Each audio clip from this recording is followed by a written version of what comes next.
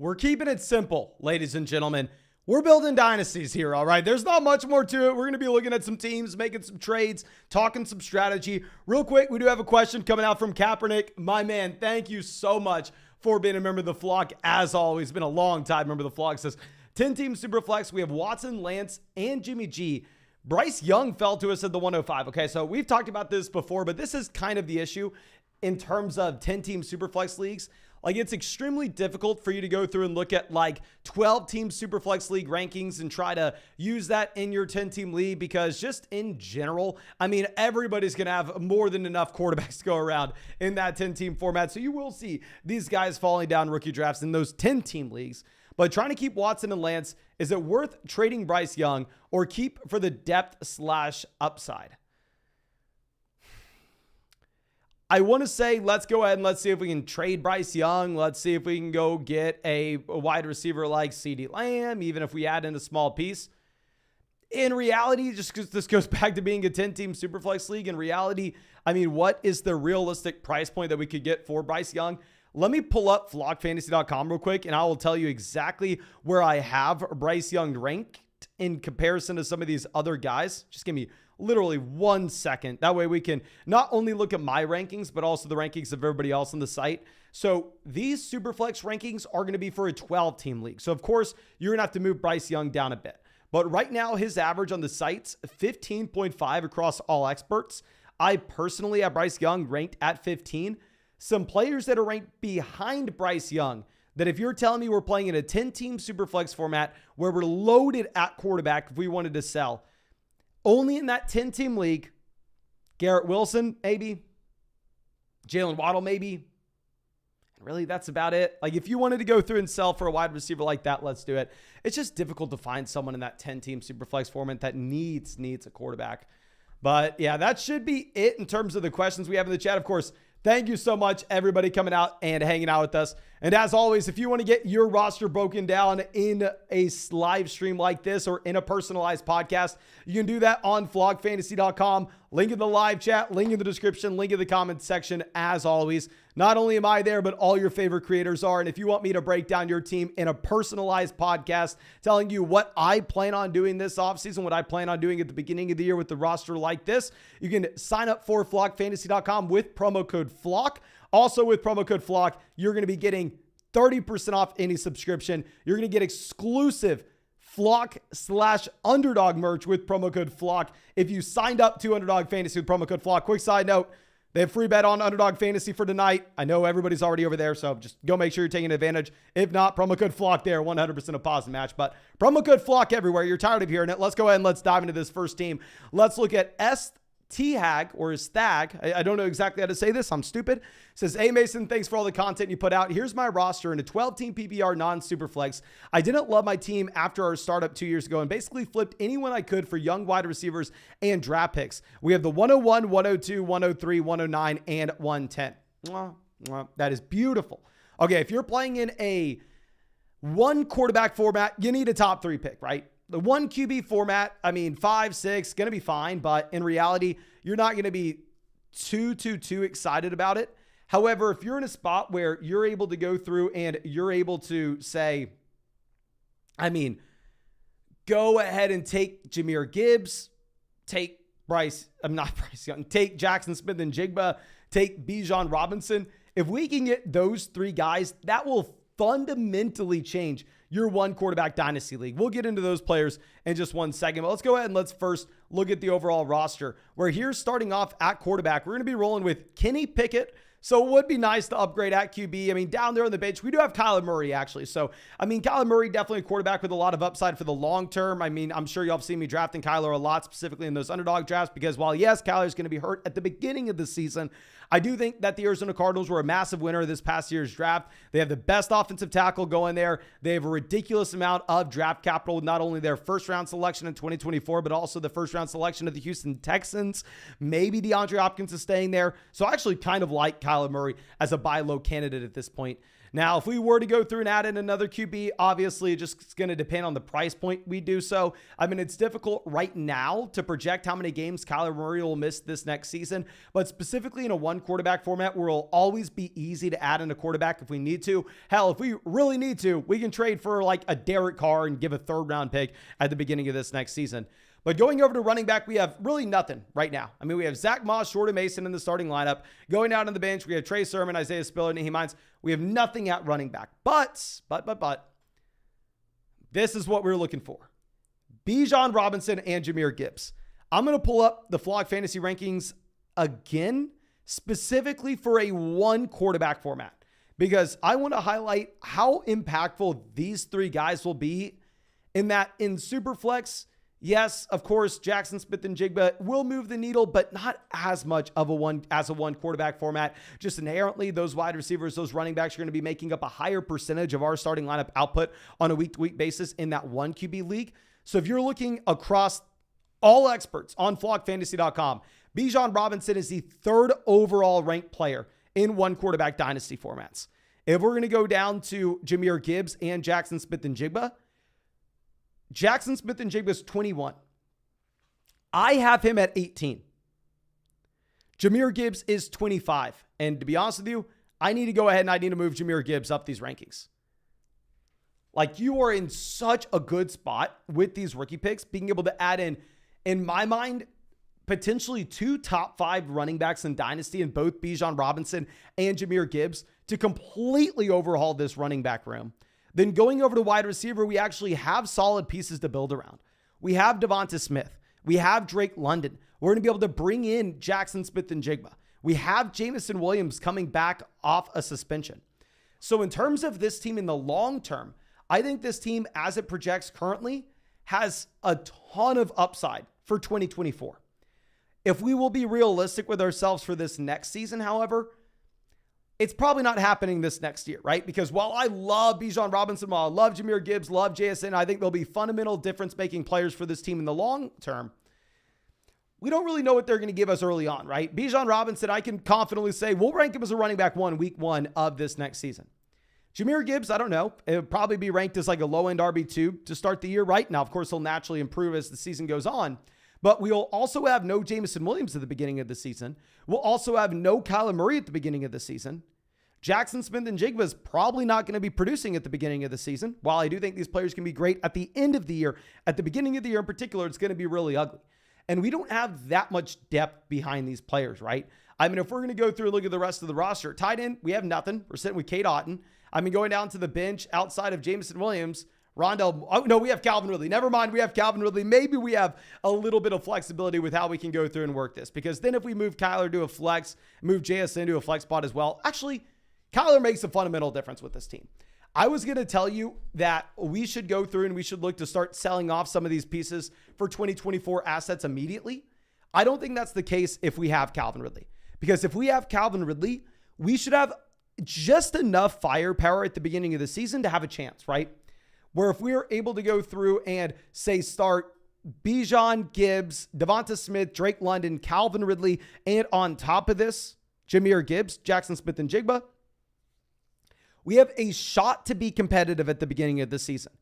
And if we can stay in the mix, if after the first 4 games, we're able to be 2-2, and the team's only going to get better, Kyler Murray will get healthy eventually, Jameson Williams will come back from the suspension, the rookies will improve in year 1, this team could potentially be a contending roster.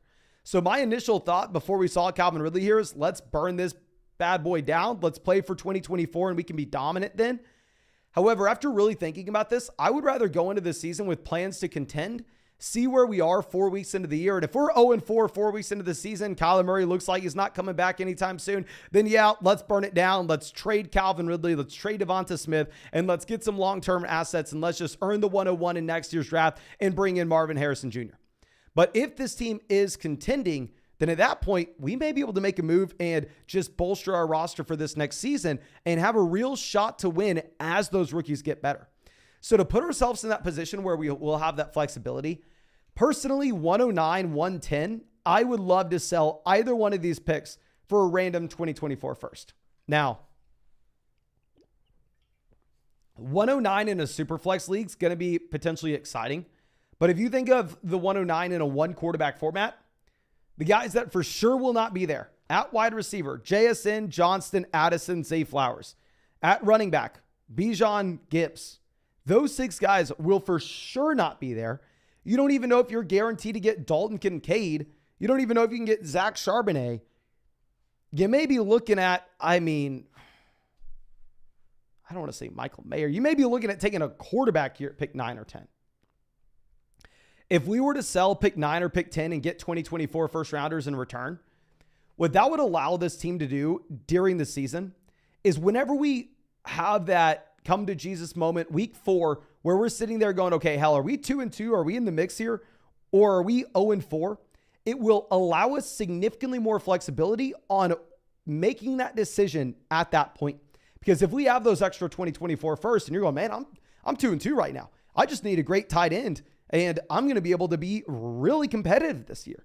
Then we go through and we can look at a team that's maybe, 1-3, 0-4, ready to burn it down. And we sell 2024 first for Dallas Goedert, right? And then we can go down that contending path because there will be teams during the season that are willing to trade for those 2024 first. Whereas on the opposite end of the spectrum, if we're sitting there in week 4 and we're going, hell man, I'm 0-4, I really don't have a shot this year, then we already have accumulated those 2024 picks to help us really push forward next offseason. And all we have to do is then at that point look to go through and sell someone like Calvin Ridley and continue down that path and accumulating 2024 assets. So I really like the team. Just in general, I think we have to stay flexible with which direction we're going to be going in once we have a better understanding of where this team stands during the year. Definitely take Bijan, JSN, Gibbs, not trading one of those top 3 picks unless someone's really going out of their way and overpaying for him. But I would look to trade the 109, the 110 for 2024 first rounders. And hell, if we needed to throw in say the person who is trying to trade for the 110, and they're like, yeah, I'm not giving you my first unless you throw in the 212 and the 402, ship those off as well, because picking up an extra couple first rounders is going to give us a ton of flexibility during the season. But I think that's all I have for this breakdown. Again, thank you so much, my man, for being a member of the flock and supporting the channel. As always, you know what I'm going to say. If there's anything that I can do for you, especially if there's any way that I can improve flockfantasy.com, let me know, my man.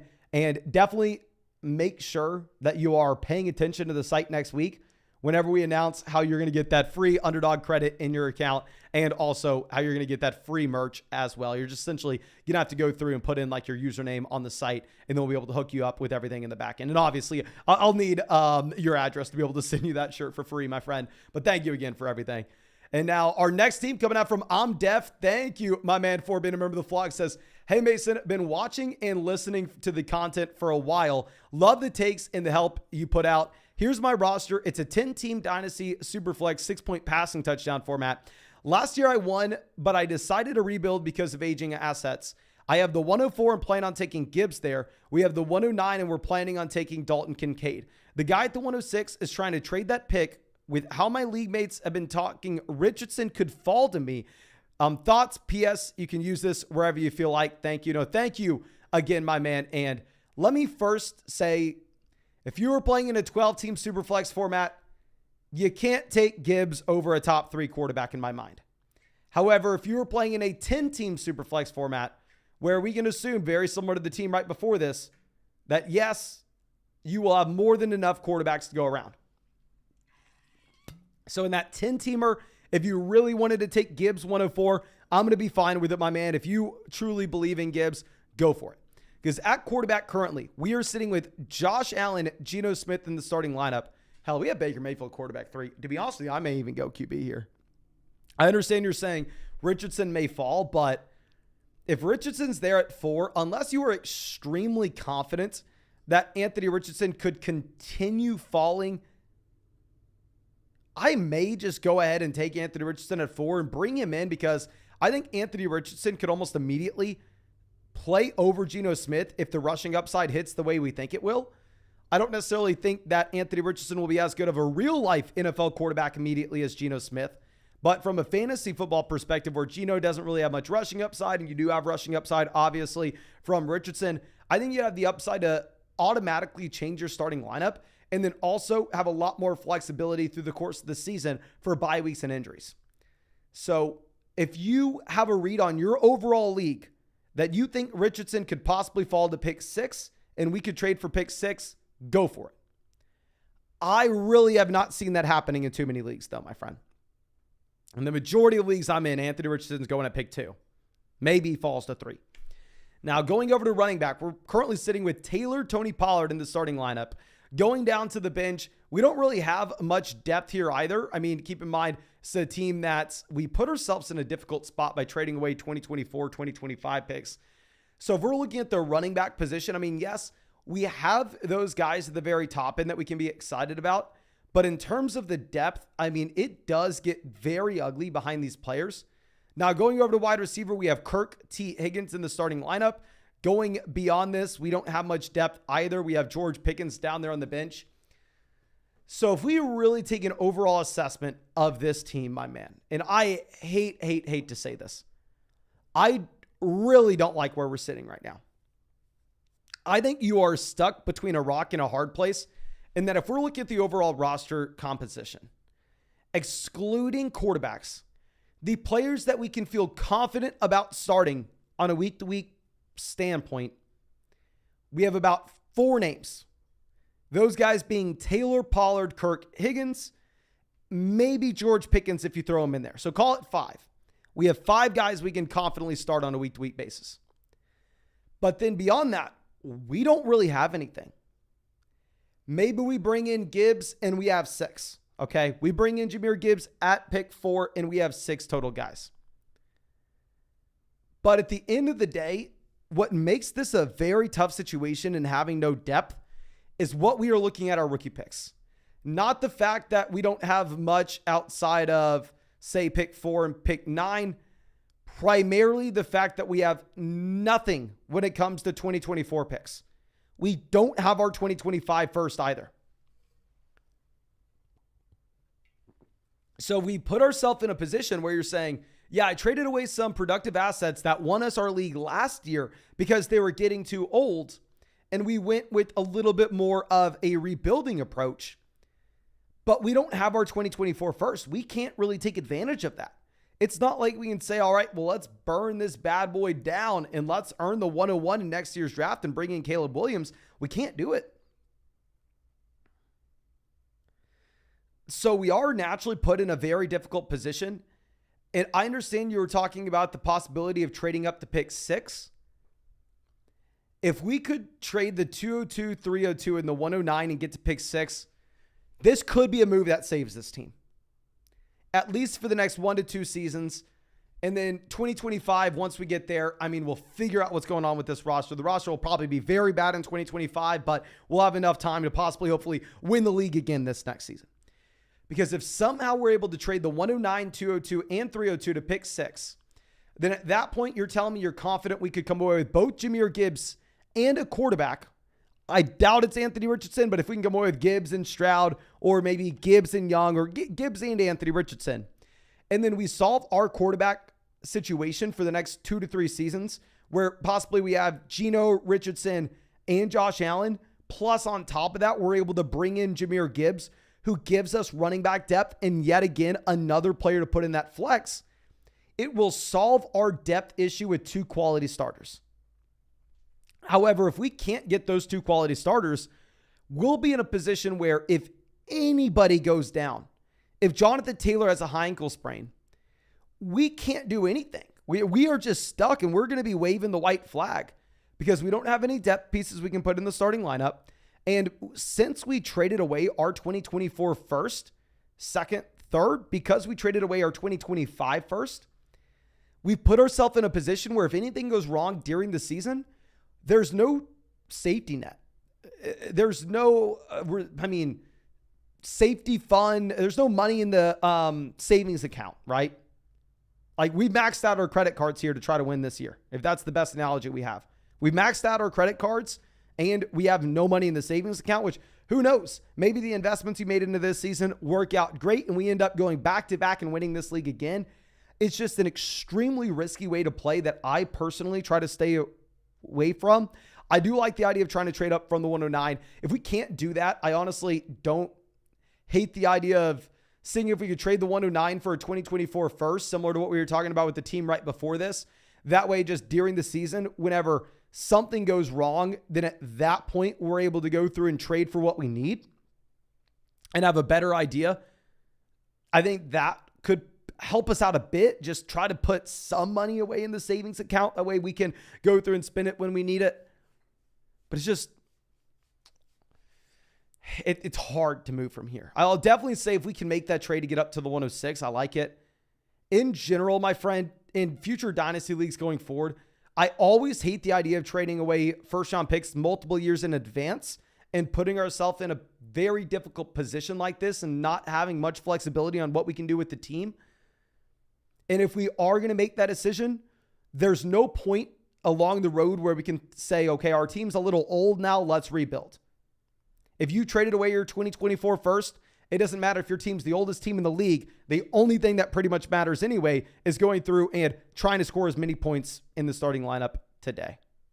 So yeah, that's personally my take on this team. But again, thank you so much, my man, for being a member of the flock. I really hope we were able to help you out in some way with that breakdown. I really hope that you're able to get something from it. And as always, if there's anything that I can do for you, my friend, do not hesitate to reach out to me and let me know. I'd be really happy to help out in any way that I can. And let me know if you're actually able to get both Richardson and Gibbs in that draft.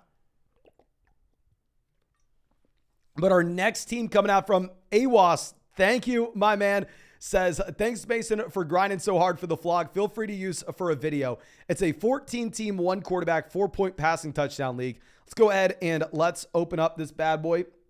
A 14-team format. In general, we do have to just change the,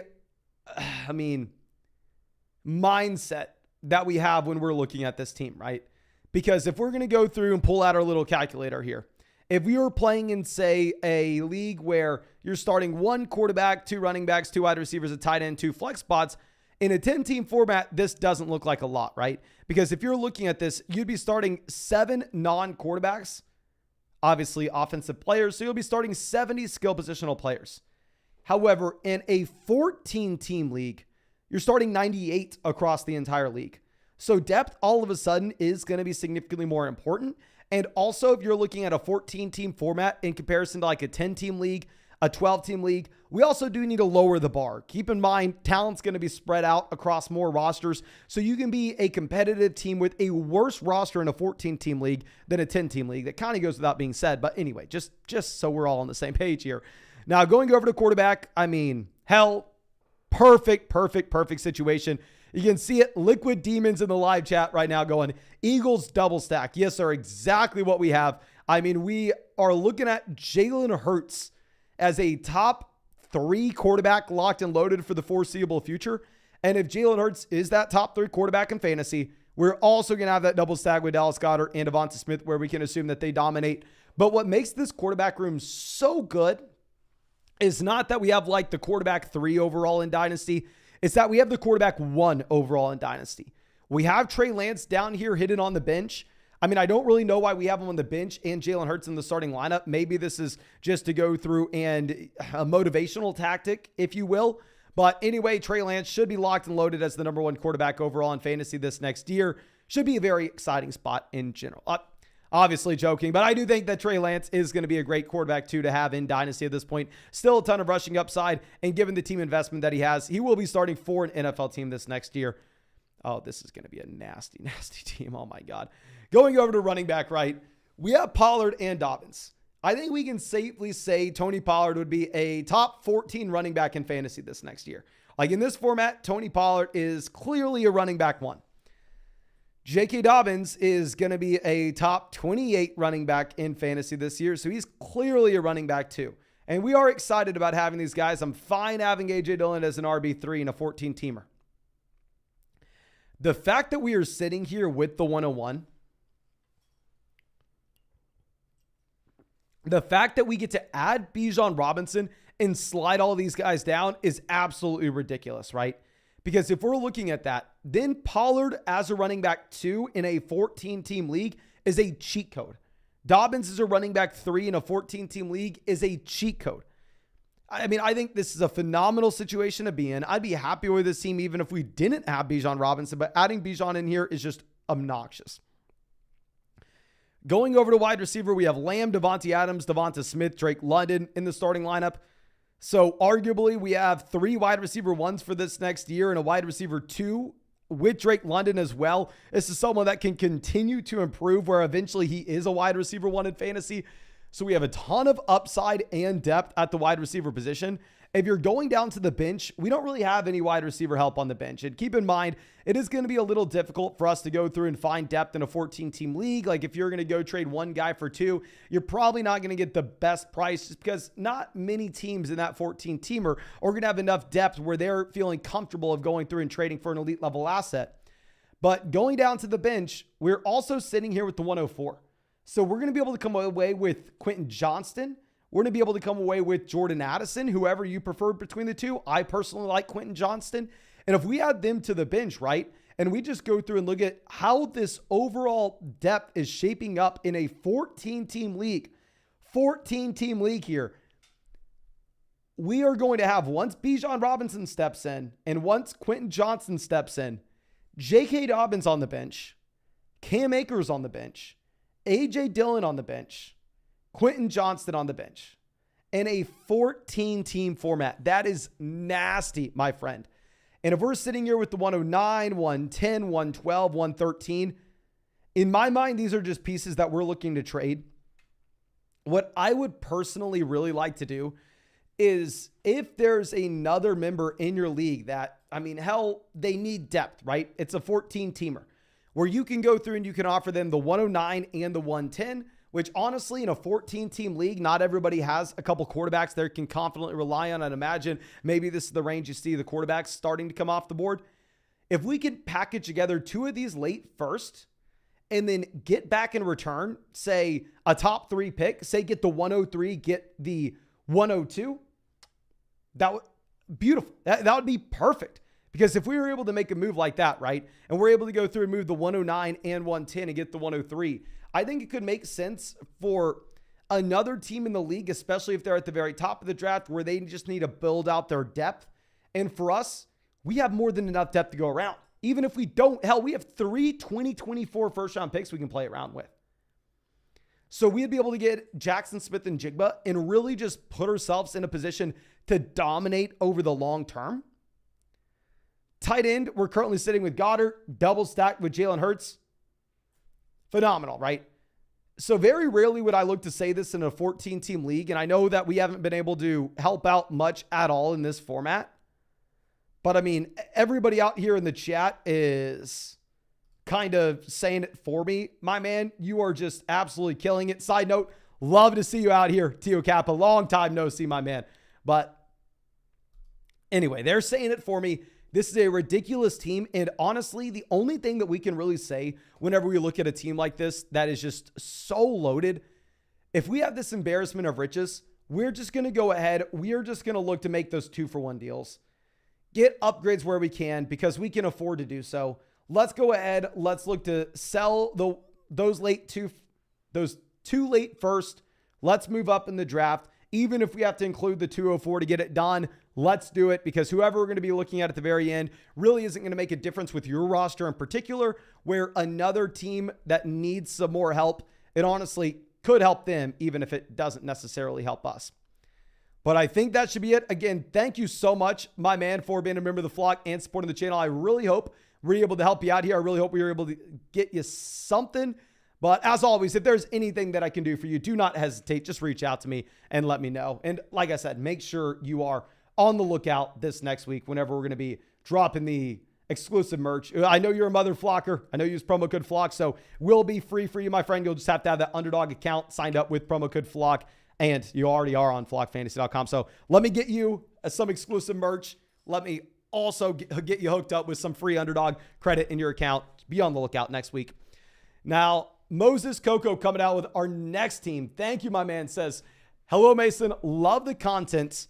Keep up the good work. Thanks for the roster review. This is a startup Dynasty 12-team Superflex no tight end premium, start 10 with IDP, 4-point passing touchdowns with -1 interception. The league is new, but players seem to be active. We also have all future 2024 and 2025 picks. Okay, perfect, my man. Really like to see that.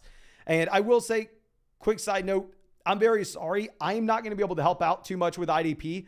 Trust me, I wish I could sit here and act like I'm an IDP expert. Sadly, I mean, I am not. I know very, very, very little about the defensive side of the ball in terms of individual defensive players. Now, what I will say is, if we're looking at this league in particular, I mean, we have so few defensive starters where if you only have to start one defensive lineman, one linebacker, and one defensive back, to be honest with you, the IDP aspect doesn't really matter anyway. You'll always be able to find someone off the waiver wire. You'll always be able to plug and play someone where even if I can't help you with individual player takes, I can say in general that this doesn't really matter on this format. Okay. But let's go ahead and let's dive into this team. So starting off at quarterback, we have Jalen Hurts in the starting lineup. We have Mike Gesicki, the quarterback for the New England. Okay, so hopefully we can have a quarterback down here on the bench. We have Jordan Love. Okay, so we are rolling with Jalen Hurts and Jordan Love. Really like Jordan Love as a QB2, right? I mean, if we're going to look at Jordan Love as a QB3. If we're looking at Jordan Love as a QB2, not as excited about it. I mean, we're not going to be able to really take a quarterback in this year's rookie draft unless you wanted to grab Will Levis at pick 10. I mean, with Levis, y'all know I was all in. When he was going to be a top 5 NFL draft pick, I was sitting here going, I mean, hell, if he's a top 5 NFL draft pick, I mean, he has the guaranteed job security over the next few years. Not only does he have the guaranteed job security over the next few seasons, but at the same time, he has some rushing upside. Sign me up. Yeah, that was when he was -500 to go inside the top 5 picks in the NFL draft. Now that he falls to round 2, I'm not a big Will Levis guy anymore. I think historically speaking, it's a massive, massive red flag. But if you wanted to take him at 10, I'd be fine with it. We'll talk about some other potential options with pick 10 there. But yeah, in general, I'd really like to add in another QB. Going over to running back, we have Kenneth Walker, who has a pretty big hit with Zach Charbonnet coming in. We have Khalil Herbert, who in my mind, I understand a lot of people believe Khalil Herbert is some phenomenal talent at the running back position, right? And I'm not sitting here to debate anybody on how good Khalil Herbert is. But what I will say is the Chicago Bears coaching staff, the Chicago Bears front office saw Khalil Herbert this offseason, and then they went, yeah, let's go get a running back in free agency in D'Onta Foreman. And let's not stop there. Let's also draft Roschon Johnson. So if I had to make my bet on who the starting running back will be for the Chicago Bears this next season, I would go with Khalil Herbert if I had to pick one player in particular. But if you told me I could go with either Khalil Herbert or the combination of D'Onta Foreman and Roschon Johnson, I would take the combination of D'Onta Foreman and Roschon Johnson. It's just very difficult to know exactly what we should expect with the Chicago Bears backfield this next season. Going down to the bench, we don't have much running back depth either. And honestly, if we're looking at our rookie picks, we're not really going to be in a spot where we can go through and take too many shots on RB. Maybe you want to go through and draft, Roschon Johnson, 205, Kendre Miller, 205. Maybe you want to grab Tajee Spears, 205. Really, whatever running back that you want. Obviously, you have access to my rankings on flockfantasy.com. I mean, I'm fine if we wanted to go through and swing on a running back with that pick, but in reality, the probability that that guy hits, I hope that you saw our article on flockfantasy.com, the one about the running back final scores. The probability they hit kind of slim to none, if we're going to be honest. Going over to 110, if you didn't want to go Will Levis, instead you could possibly go Zach Charbonnet there and maybe get that other guy in the Seattle Seahawks backfield, or maybe we just start both Seattle Seahawks running backs. Now going over to wide receiver, we have Garrett Wilson, Christian Watson in the starting lineup. Then going down to the bench, I mean, we don't have too much to be looking at. To be honest with you, my man, I don't like this team. I'm trying to figure out what this team did with its draft capital. So we have Garrett Wilson, Christian Watson, who I like. Mike Williams is wide receiver 3, but we don't really have much depth. Really like having Hawkinson there at tight ends. I mean, Hawkinson, you get a top 3 option for this season. You get a top 3 option in the long term as well. But I mean, if we were to go through and draft the Dynasty team here, right? Let's try to figure out where these guys went in terms of the rounds. So if I'm going to be pulling up, let's say our rankings on flockfantasy.com real quick. So obviously, I mean, at the very top of the startup draft, you get Jalen Hurts, right? Jalen Hurts most likely 103, maybe fell to the 104. But anyway, your first round selection is Jalen Hurts. The next best player, you get Garrett Wilson in the second round. Then after that, I don't really know who we took in the third. Maybe we took Kenneth Walker in the third, and this is just where this team's looking bad now because now, I mean, on flogfantasy.com, Kenneth Walker is actually a late fourth round pick if you're looking at the average across all experts with their rankings. Then you have Christian Watson, TJ Hawkinson. So maybe this team's a little bit better than we're giving it credit for. I just really think that it's going to be incredibly important that we hit on our draft picks this next year, right? I mean, if we're going to be looking at these picks in terms of the 108, 110, 205, it really is going to come down to, okay, 108, if we go Quentin Johnston, Jordan Addison, do they make a difference early on? If we get Quentin Johnston coming in and we're able to go through and we're able to throw Quentin Johnston into this flex spot and he's able to be a top 24 wide receiver for us in Los Angeles, yes, this team can work, okay? But what we would need is we would need that player to hit at pick 8. We honestly would probably need to either trade the 110 for a running back that you maybe like a little bit more. Like if we could go through and trade like the 110 and the 205 and get like Najee Harris, I would love it if we could make a move like that, or any running back next to Najee Harris in our dynasty rankings on the site. Because then if we're able to do that and get another running back that's on their rookie deal, we can have someone that we can start early on and over the next 2 to 3 seasons. I would feel significantly more comfortable with our running back room just because as it stands with this team, I don't really know what to think of our QB2, QB3 situation, right? Because Jordan Love is a little bit of a question mark. I just don't know how good Jordan Love is going to be. I don't think he's going to be bad, but I don't know if he's going to be good. I don't really know what to expect at running back 2 or running back 3 for that matter. We need a flex spot as well, arguably 2 flex spots as well. So there are a decent amount of holes on this team. The last thing I want you to do is trade away our 2024 first right now. Please hold on to that pick just in case we get to the season and say you have like an injury to Jalen Hurts. And then at that point, we're having to go through and we're having to say, pack it in and try to just tank this next season and trade away veteran assets. If Jalen Hurts or something crazy were to happen, go down, right? I would like to keep that 2024 first, but on the opposite end of the spectrum, if we get to week 5 and we're currently sitting here at 4-1 and you're going, you know what, Macy, I'm 4-1. Jordan Love broke out. Jordan Love's actually a great quarterback. Christian Watson's a wide receiver 1. At the same time, Quentin Johnston's looking good his rookie season. Really, I just need a running back 2. If that's the spot we are in, then we can go through and we can look to sell that 2024 first and bring in a running back if we need to. It's just we need those 3 different things on this roster, and it's very difficult. One other move that we could potentially look at making, if you could get a favorable price on that 110, like we were already discussing, possibly going through and trading it away, I would like it because I think you have that tier of the first 8 or 9 guys in this year's rookie draft, and pick 10 is, in my mind, where you see the drop-off. So if we can move from like the 110 and trade like the 205, 310, and go get the 106, and go lock in a player like either Jackson Smith-Njigba or Jahmyr Gibbs, I think that could also make this team great. But it's just very difficult to know if we're going to be able to do that in your league, because if I was your league mate, I wouldn't accept that deal. But I think that's all we have for this team in general. My friend, there are a couple different moves that we can make. I would just rather wait to the beginning of the season, have those different plans lined out and say, if situation A happens, we're going to go with plan A. If situation B happens, we're going to go with plan B. I hope that we did a decent enough job talking through those 2 different situations. Also talking about what we are going to be doing in this year's rookie draft. But again, thank you so much again, my friend, for being a member of the flock and supporting the channel. Really do appreciate you. Really hope that you were able to get something from this breakdown. Really hope that I was able to help you out in some way. And as always, if there's anything that I can do for you, do not hesitate to reach out to me. Do not hesitate to let me know. And yeah, make sure you are on the lookout next week when we're able to get you hooked up with all that special stuff. Super exciting announcements coming soon on the site, my man. We'll announce it on Discord as well, so you don't miss it. But thank you so much, ladies and gentlemen, for hanging out with us in this live chat. Really do appreciate y'all. Really hope y'all have a great Friday, a great weekend in general. I don't know if we'll put out a Dynasty video tomorrow, and maybe we'll take a break from some videos. We'll do like another live stream like this. Maybe we'll do, I don't know. I've been thinking of how about this? Please don't leave just yet. I need your opinion on this.